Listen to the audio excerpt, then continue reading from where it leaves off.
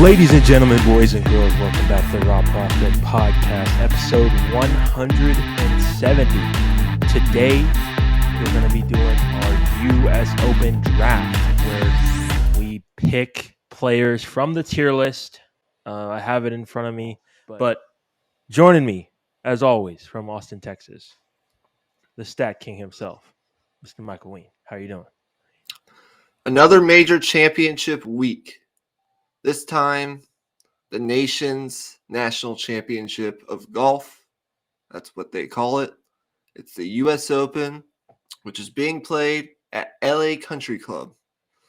We'll be playing about a little over 7,400 yards, pretty much like a USGA layout. Wide fairways. There's a lot to learn about this course. We haven't really seen it in the public eye in a long, long time.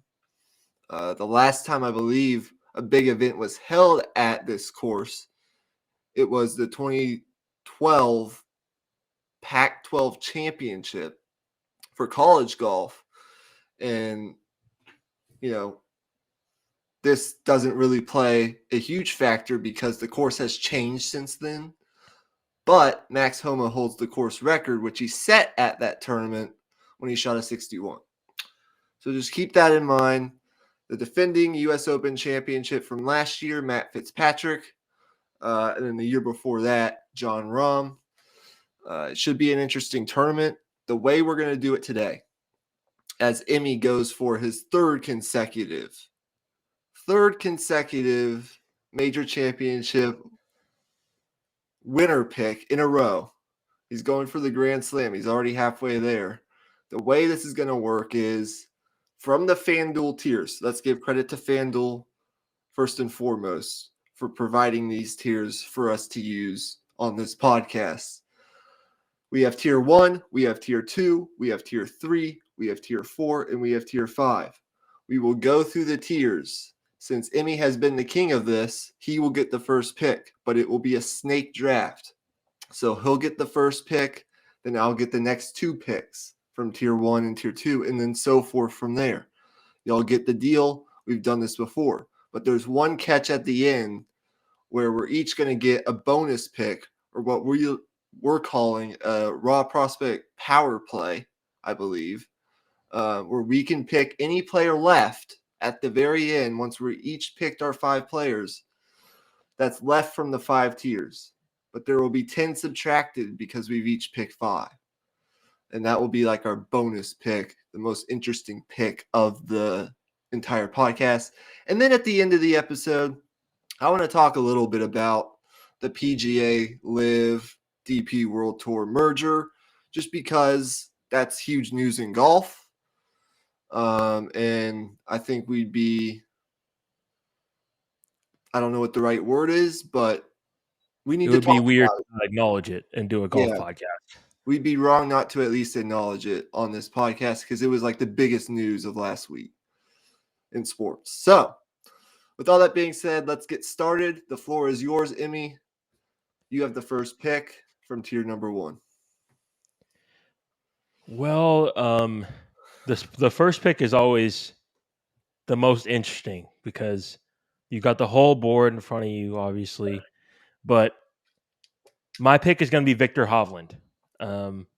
That was my game plan coming in, is take Viktor Hovland. He didn't play last week. He played the week before and got a win at the Memorial Tournament. I think that's one of the reasons I feel good about that pick. He's been playing great all year. He just hasn't been able to get that monkey off his back and win this season until that tournament. And, well, at least not recently. I think he did win one at the very beginning of the year, but that's not relevant. He got the monkey off his back. He had been in contention a bunch of times in a row and wasn't able to get the job done. And now I think going into this major, this is a tournament that's going to play into his hands. He's a all-world ball striker, as we know, but his improved short game is what I really think is going to be truly tested. I think he's improved his short game to the point where he may not be like elite in short game statistics quite yet, but he's definitely up there in the top 20 in scrambling each and every week. And I think that's enough reason to pick Victor Hovland here. Yeah, I think that's a good pick. I've been listening to some U.S. Open preview podcasts, and they've spoken about Hovland, and they've spoken to how he's gotten so much better within his short game, especially around the greens. Now, it's hard to say how this course is going to play and how much shot creation around the greens he's going to have to do. But with the way he's been playing, there's no question that I think he'll be in contention. He's got a good track record at majors so far in his young career, and he's just yet to break through along with some of these other guys that we might talk about. Now, since you guys can't see the tiers, Tier 1 consisted of Jon Rahm, Scotty Scheffler, Brooks Koepka, Rory McIlroy, Victor Hovland, and Patrick Cantlay. So that's 6 players. Emmy has taken 1 off the board in Victor Hovland. Now, during the day today, I've been between 2 players. I've been between Scotty Scheffler. I mean, this would be a perfect tournament for him to win. And then Patrick Cantlay.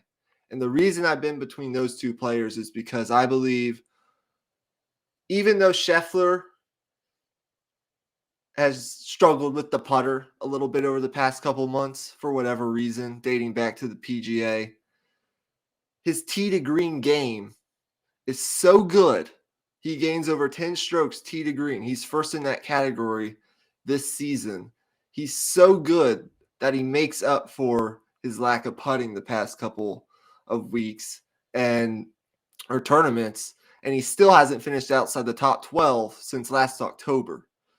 Wow. Cantlay is just period one of the best players tee to green, and I trust his putting a little more right now, but he's let me down a couple times in the major championships. This is a tough decision, but I'm going to stick to my guns, and I'm going to pick Scotty Scheffler. Okay. I think I would agree with that. He's been extremely consistent, and I think the thing you can count on with Scotty is if he comes out and has a bad day 1, no matter what he shoots the first day, as long as it's not like a 82 or something, he's not going to be out of it. He's not going to be like completely out of question to make the cut because we know how low he can go when he turns it on.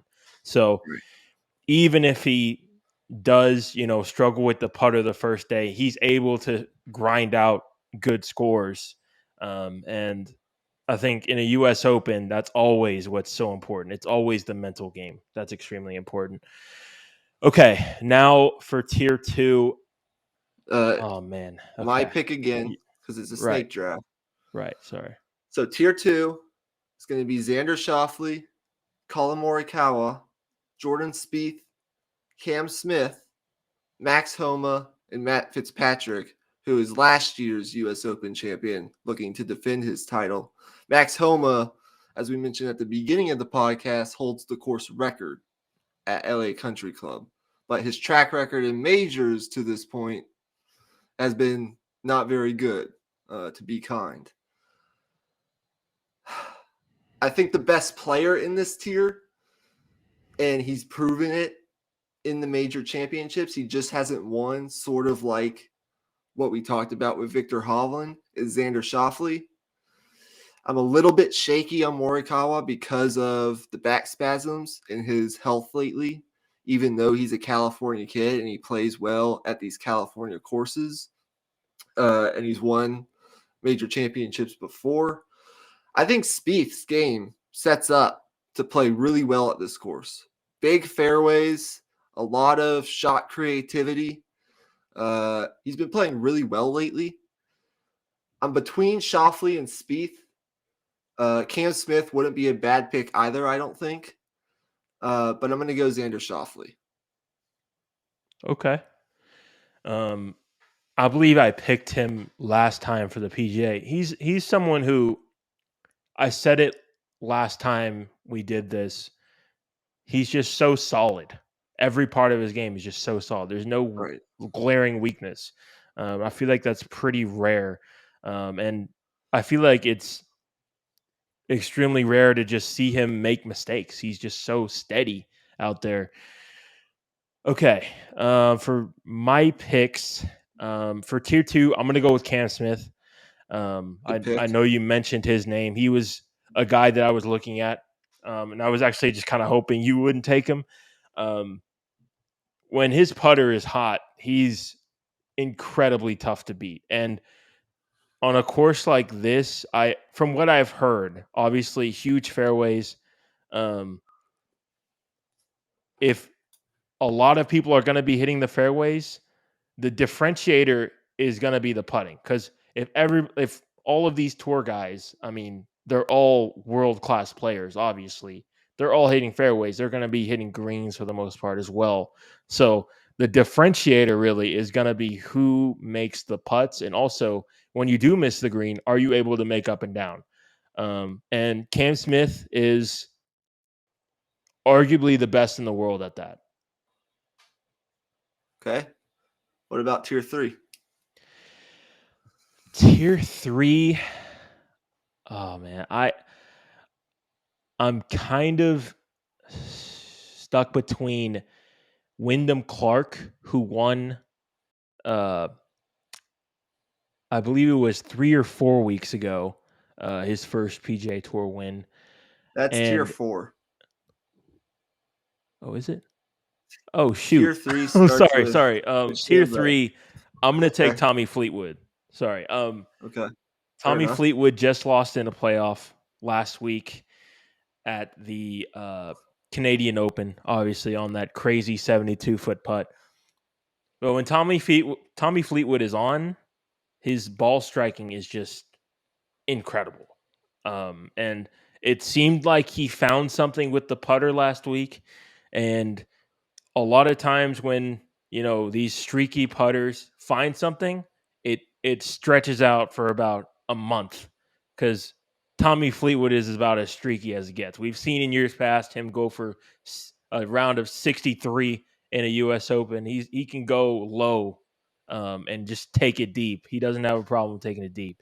So I'm gonna go with him. Okay, good pick. Um, yeah, he just lost in the playoff to who was it? The RBC Canadian last I week. believe it was Just blanking on Nick his name. Taylor, I think. Nick Yeah. Taylor. That broke like a crazy long streak of Canadians not winning that specific tournament in Canada. A 72-foot eagle putt on the fourth playoff hole to win that tournament. Just nuts. And it got me even more excited for this week. Look, I love Tyrell Hatton's game, but I think I'm going to go. Cam Young let me down last time. I think I'm going to go Tony Finau. Okay.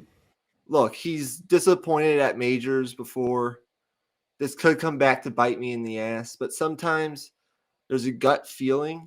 I feel like this course, sets up well for his game. I mean, wide open fairways. He's a great driver of the golf ball, good ball striker. He just needs to putt well.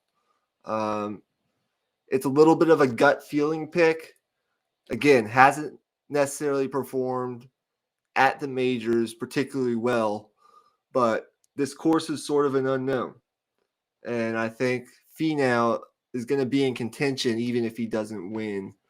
And then tier four, this is where it gets a little tougher. A lot of sneaky good players in this tier. I like Adam Scott. He seems to be playing well lately. I've experimented with Joaquin Niemann and Siwoo Kim the past couple of tournaments, and I'm not going to go there. I like Wyndham Clark, and I also like Corey Connors. Patrick Reed always finds a way to contend in these type of majors. Right. I'm going to go. I'm going to go Wyndham Clark. I'm going to steal your pick, and I'm going to go Wyndham Clark. Okay. Playing well lately. Yeah, I mean, He's in really good form right now. There's no question about it. So that's a solid pick for sure. Um, not a whole lot of analysis here for me. I think, oh man, I think I'm gonna go Corey Connors. Okay, that was my number 2, but go Yeah, ahead. I really don't know what it is about Corey Connors, but something about his swing really speaks to me. It's just so smooth. I've always said Ernie Els is my favorite swing of all time. Corey Connors' swing, the tempo he has, it's very similar to Ernie Els a little bit. And I don't know. I just think he'll play well. He's a great ball striker, and he's been putting the ball well lately. That's really always been the question with him. Okay. So you went Corey Connors, and then who's your next pick?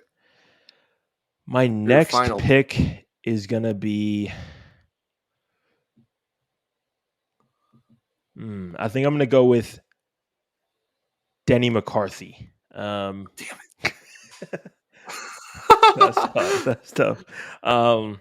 Yeah, he won 3 weeks ago. I think it was. I really don't know a whole lot about his game, but winning on the PGA Tour is just so incredibly difficult.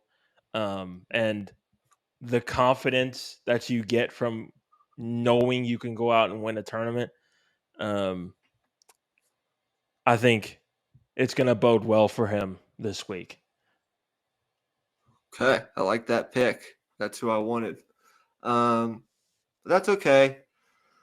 So tier 5, a lot of players that we've talked about in the past. Denny McCarthy, a great pick by Emmy. Guys like Cam Davis. I think, the Camerons are going to be interesting to watch this week overall, but he's played well at some majors before. Keith Mitchell is a guy I really like, and I've watched a lot of lately. He seems to be in good form. Not a whole lot of analysis here. I'm going to go Keith Mitchell. Okay.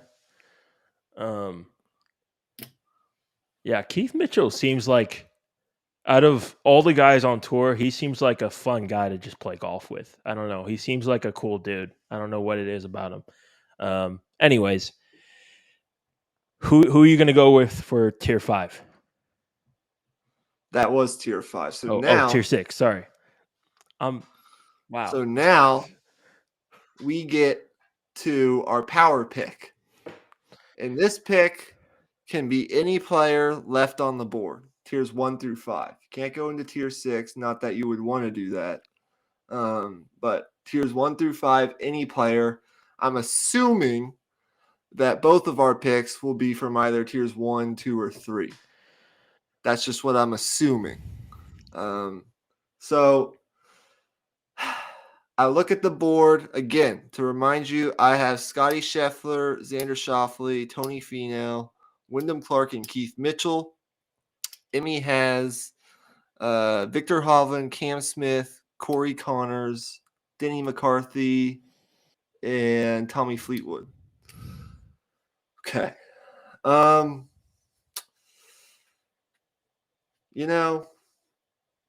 Screw it. I'll go Koepka.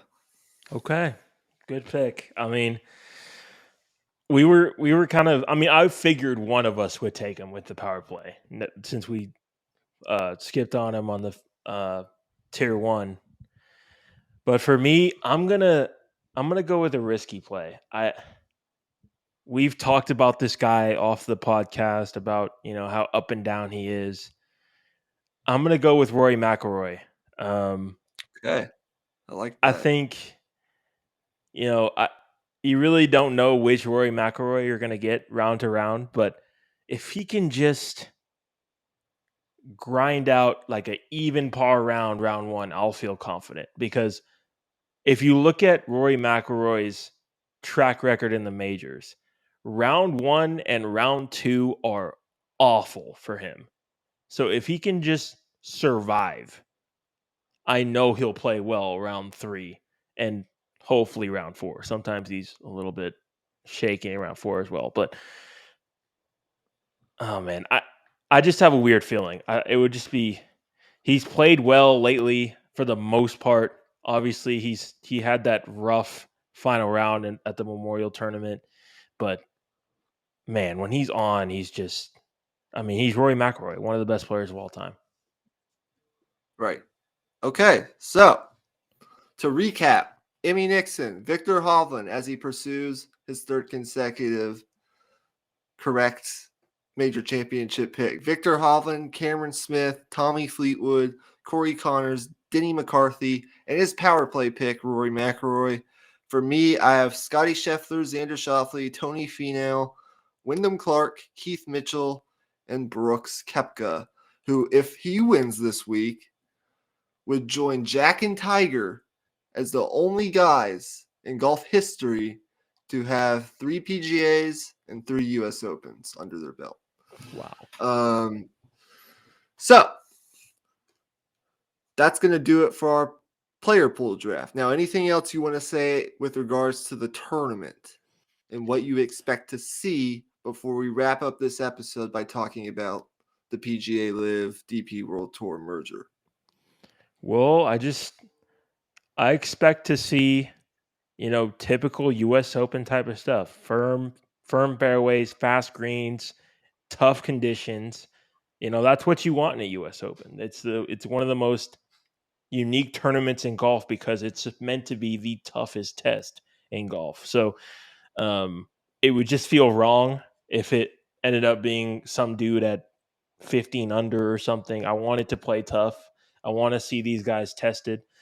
And hopefully the player with the best mental game is going to win. That's how it typically goes in the US Opens. Right. Here's a stat for you. The average score under par since 2000 for the U.S. Open, 4.5 under par has been the average score under par for the winner since 2000. Wow. It's the only major with an average winning score of less than 10 under par in that span since 2000. Right. And think about it, if you take out the outliers like Rory McIlroy at Congressional in 2011 at 16 under, and then Tiger Woods at Pebble Beach in 2000 at 12 under. If you take out those outliers, then it would be even worse than that. So, and here's one more stat before we move on. Each of the last dozen, so each of the last 12 U.S. Open champions have come from inside the official World Golf Ranking top 30, with an average ranking of 12.4 for the past 12 champions. World number one has not won the U.S. Open since Tiger did back in 2008. So just some food for thought. And yeah, that's about it. So with that being said, we will see how it goes. By Sunday evening, we will know whether or not one of us has predicted the winner correctly. And we will know whether or not Emmy has been able to continue his heater, as I called it in the lower third, for major championship picks, which is pretty impressive already in itself. Like if things go off the rails here for both of us, as they already have kind of for me, but if things suddenly go off the rails, not saying they will, you've already done, incredibly well. Yeah, I appreciate that, man. I really just got lucky, I guess. I mean, I don't want to call it luck because, like, obviously, I want to give myself credit, but and take a victory lap. But really, that's It's what it was. It's a little luck, Right. But I think you can say that for almost any sport. Right. Sometimes you have to have a little luck, especially in this game. Definitely. There's not like a whole ton of analysis that we can give you. We're just giving you what we see when we watch these tournaments. There are some stats that we can provide, and there's some history to look at, like guys that are good, tee to green, typically do well at this tournament, or guys that are the best in strokes gained putting do well in this tournament. But in golf, it's just a little bit of feel and a little bit of luck. But Emmy, I mean, you picked two of the best players in the world the past two majors, and they've gone on to win those tournaments. So we'll see what happens this time. Yeah, But with go ahead. let's go ahead and move on. Sorry, sorry for cutting you off. Let's go ahead and move on to our Live PGA merger discussion. Right. Where do we even start? I mean, you just have to feel terrible for the PGA guys that stuck around. Like we're told to be super loyal. Obviously they're millionaires. You're not gonna like pity them, obviously, like that much because they have great lives still. But to turn down 800 million in the case of Tiger Woods, to turn down 400, 500 million in the case of Rory McIlroy, or a great example, Will Zalatoris turned down 250 million and now is injured, hasn't been able to play all season long. I mean, the impact is there, and whether Rory would want to admit it or not, I think there's going to be a lack of trust between the players and the ownership, whoever it may be, moving forward. But go ahead and give your take on it. Well, first of all, it came out of absolutely nowhere. Look, there's been shots fired at both sides. There's been shots fired at the PGA Tour commissioner, Jay Monahan, for being a hypocrite. I'm not going to go in on Jay Monahan or reveal my thoughts about, Live as a whole and what the PGA Tour, how they look, that sort of thing, since Jay Monahan, it was revealed earlier that he's recovering from a medical scare. So I'm just not going to do that. It's just not the right time to. But look, the hope is that this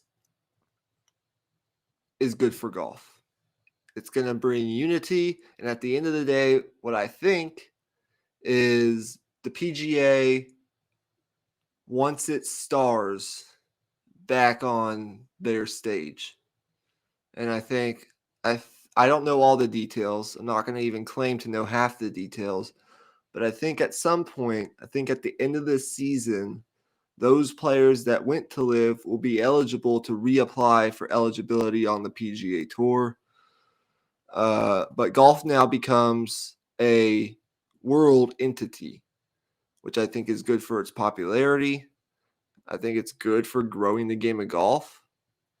I think Rory has said that, even though he despises Live and has been outward spoken about his thoughts there.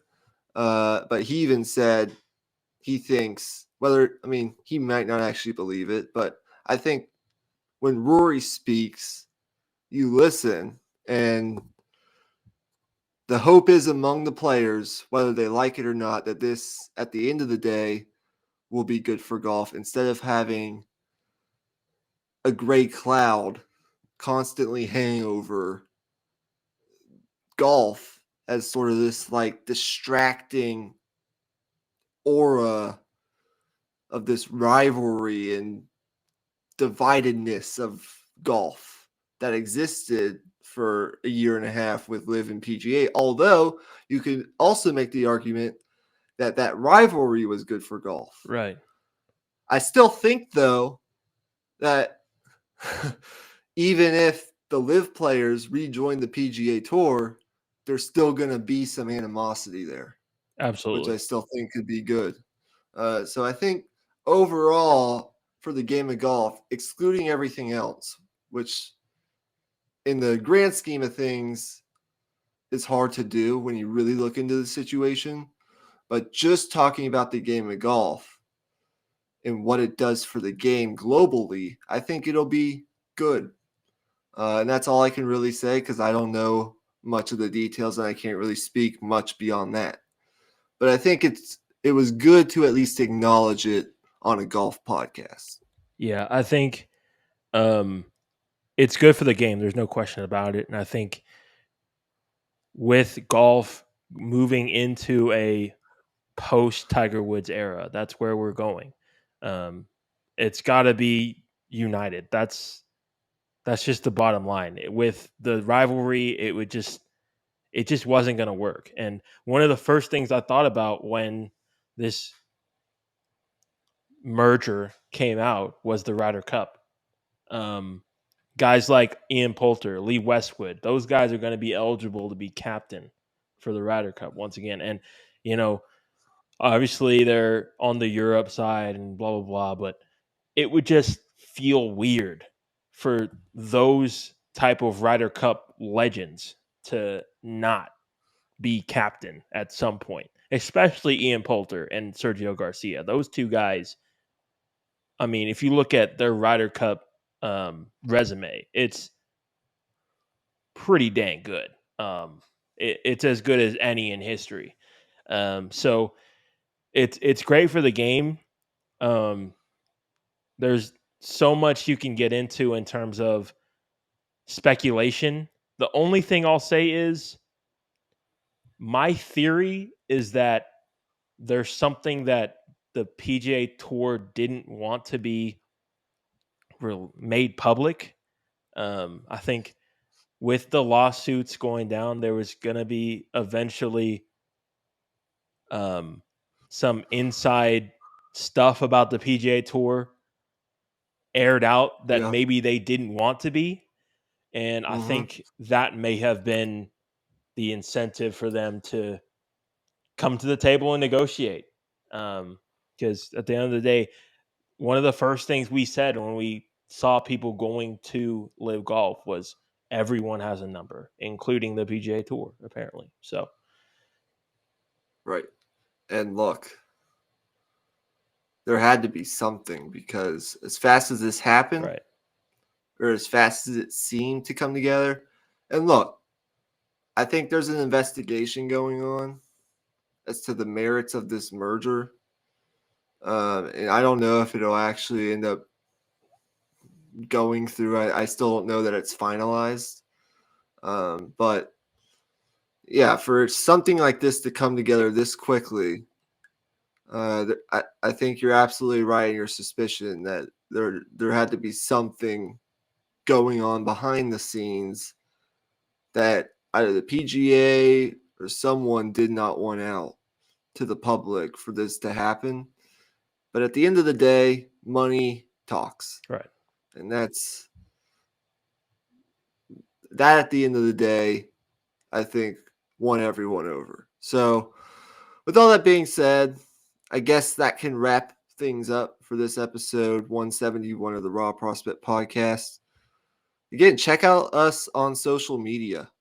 We're really starting to pound our social media accounts, both our Twitter and our Instagram. Do we have any other accounts? TikTok. TikTok. It's the only one. That's the only other one I can think of. Right. So for the past couple of major championships, we've been posting our picks at the beginning of the week for the majors, and then Sunday night we'll come back with a recap as to how we did and maybe another announcement that Emmy once again picked the winner. Or maybe I picked the winner this time. I don't know. We will see. But that does it for episode 171. Go check out the podcast we recorded on, what day was it? Sunday night. Those are up now. We did our NBA Finals recap. Congratulations to the Denver Nuggets on winning their first NBA championship. And we also did a very popular episode to this point. Our what was it? Our NFL MVP draft for this upcoming season for players that we think could win the MVP. That was very fun. Go check those out. But until next time, just like Live Golf. Right. Just like Live Golf as a standalone entity, we are going, gone. Peace out.